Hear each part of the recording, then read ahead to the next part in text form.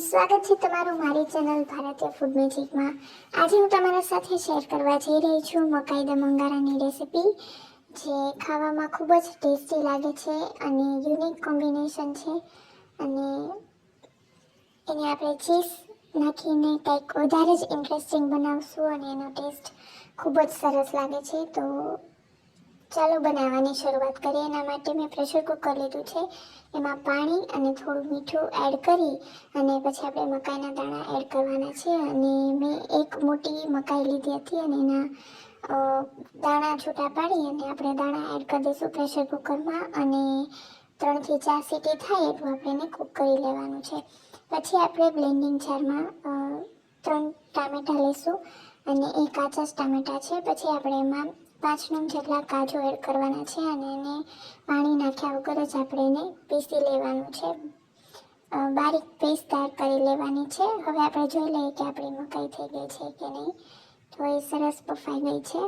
હવે આપણે શાક બનાવવાની શરૂઆત કરીશું। તો સૌથી પહેલાં આપણે કઢાઈમાં 2 મોટા ચમચા જેટલું તેલ લેવાનું છે। જો તમે ઓછું તેલ ખાતા હોય તો તમે એ પ્રમાણે તેલના માપમાં એડજસ્ટ કરી શકો છો। પછી આપણે એમાં અડધી ટીસ્પૂન જેટલું જીરું એડ કરવાનું છે અને જીરું બ્રાઉન થવા દેવાનું છે અને એ તતરી જાય સરસ। પછી આપણે એમાં 2 નંગ જેટલી ઝીણી સુધારેલી ડુંગળી એડ કરવાની છે ને પછી આપણે એમાં ઝીણું સમારેલું લસણ, આદું અને મરચાં એડ કરવાના છે અને મરચાંની ક્વોન્ટિટી તમે તમારા ટેસ્ટ મુજબ કરી શકો છો, જેમ કે તમારા ઘરમાં જેવું તીખું ખવાતું હોય એ મુજબ। અને પછી આપણે એને એકદમ સરસ રીતે ધીમા ગેસે એને સાતળી લેવાનું છે। થોડો એવો કલર ચેન્જ થાય ત્યાં સુધી આપણે એને સાતળવાનું છે। પછી આપણે જે પેસ્ટ તૈયાર કરેલી હતી એ પેસ્ટ એડ કરી દઈશું આપણે અને પછી આપણે એને એકદમ સરસ રીતે મિક્સ કરી લેવાનું છે। આપણે આ ગ્રેવીને આપણે 1 મિનિટ માટે એકદમ સરસ રીતે સાતળી લેવાની છે, કારણ કે આપણે જે ટમેટાં લીધા એ કાચા જ હતા, એટલે સરસ સતળાઈ જશે તો એનો ટેસ્ટ ખૂબ જ સરસ આવશે।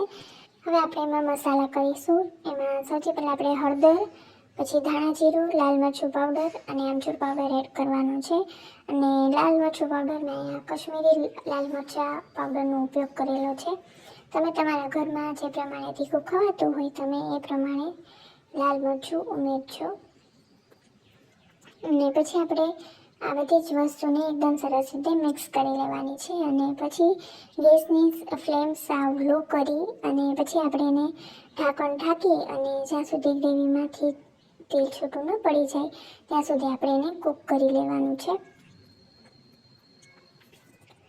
અને થોડી વાર વચ્ચે વચ્ચે તમે હલાવતા રહેજો, એટલે ગ્રેવી નીચે ચોટે પણ નહીં। અને પછી આપણે તમે જોઈ શકો છો કે આમાંથી તેલ છૂટું પડી ગયું છે।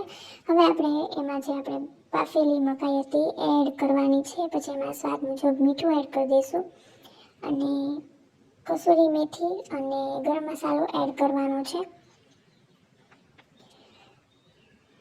અને કસૂરી મેથીને આપણે હાથથી ક્રશ કરીને એડ કરી દઈશું, જેથી એની ફ્લેવર ખૂબ જ સરસ આવી જાય। અને પછી આપણે એમાં થોડું એવું પાણી એડ કરીશું, જેથી આપણે જે મુજબ આપણને સબ્જીની કન્સિસ્ટન્સી જોતી હોય એ મુજબની આપણને મળી જાય। અને પછી આપણે બધી જ વસ્તુને એકદમ સરસ રીતે મિક્સ કરી લેવાની છે અને ખાંડ ઉમેરવાની છે અને એ 1/4 ટીસ્પૂન જેટલી છે। જો તમારે સ્કીપ કરવી હોય તો તમે સ્કીપ પણ કરી શકો છો, પણ આપણે ટામેટા એડ કરેલા છે એટલે એની સામે થોડું એવું એનો ટેસ્ટ બેલેન્સ કરવા માટે મેં એમાં ખાંડ ઉમેરી છે। અને પછી આપણે એમાં 2 ચમચી જેટલી ઘરની મલાઈ એડ કરવાની છે। જો તમારા ઘરે અમૂલનું ક્રીમ હોય તો તમે એ પણ એડ કરી શકો છો, પણ મારા ઘરે ઘરની મલાઈ અવેલેબલ હતી તો મેં એડ કરેલી છે, જેથી શાકમાં ખૂબ જ સરસ ક્રીમી એવો ટેસ્ટ આવે।